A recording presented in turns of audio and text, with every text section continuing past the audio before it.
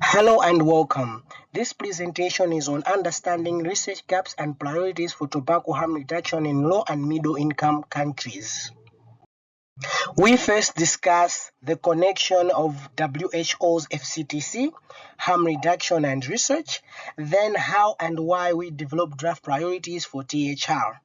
Then we look into THR papers categorized using Scopus, then the research funding landscape between 2014 to 2024, and finally, the priorities for private and publicly funded research. At the end, we discuss the proposed priorities for THR research as to our findings. Article 1D of the FCTC defines tobacco control as a range of supply, demand, and harm reduction strategies that aim to improve the health of a population by eliminating or reducing their consumption of tobacco products and exposure to tobacco smoke. The FCTC highlights the importance of research, surveillance, and capacity development as essential pillars of effective tobacco control. Article 20 places emphasis on research, surveillance, and exchange of information. Article 21 calls for strong reporting and exchange of information, while Article 22 calls for cooperation in the scientific, technical, and legal fields and provision of related expertise. By these clear directives, WHO has not developed globally recognized priorities for tobacco control research, more specifically THR research, 2 decades after the FCT's inception. This in part informed the need for this paper. At the same time, it was important to identify gaps in research where answers could unblock impediments to progress. To achieve this, the researchers conducted a systematic review of publications on THR from 2014 to 2024. The review focused on gaps in research output in LMICs versus OECD countries and differences between private and public research. THR papers were categorized by product type using Scopus. From this, it was noted that e-cigarettes dominate the THR research landscape, followed by NRTs and heated tobacco products. The USA is the main source of THR research. Sweden dominates snus research through the Karolinska Institute, while Japan contributes to HTP research. The National Institute of Health is the top public funder, while PMI, Swedish Match, and GlaxoSmithKline are the top industry funders. Substantial disparities were found in the citation densities for THR research.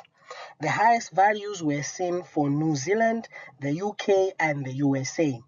By contrast, the citation densities in other countries were lower. Public funding for THR research throughout the study period was predominantly provided by public entities, with occasional contributions from charities, especially in Europe. The NIH was the most frequent funder and supporter. However, most countries relied primarily on national funding sources for research. Public funding is directed heavily towards chronic conditions like cancer and the effectiveness of THR products as cessation tools. Privately funded research is focused on demonstrating the safety and efficacy of THR products, particularly as alternatives to traditional cigarettes, and on the biomarker evidence of reduced harm to health. Now, what are these proposed priorities for THR? These were separated into global and regionally specific priorities. Global priorities should be approached with the same rigor as studies on vaccine or medication efficacy and overseen by international advisory boards to facilitate wide endorsement. Draft areas should include long-term effects on health, health effects of nicotine, and relative effectiveness of cessation across all THR categories, among other priorities. While country or regional specific priorities are needed to address diversity in product use, research capabilities, public health competence, public health priorities, epidemiological realities, cultural attitudes, regulatory environments, and healthcare infrastructure across different nations.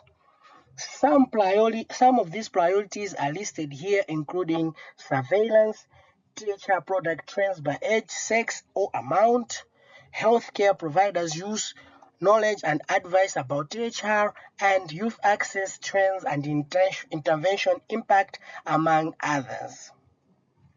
LMICs, particularly those in Asia and Africa, face unique challenges and opportunities, but the levels of research in LMICs are lower than those in high-income countries. One of the most pressing priorities is to comprehensively chart tobacco product use, including types consumed, demographic differences, and cultural factors. These baseline data are essential for developing targeted, contextually appropriate, and effective interventions. The analysis in this research paper highlights substantial research gaps and the critical need for comprehensive and nuanced approach to THR research and policy development, particularly to address the unique challenges faced by LMICs. However, it must be emphasized that the current WHO and NIH massive funding cuts will affect all tobacco control research.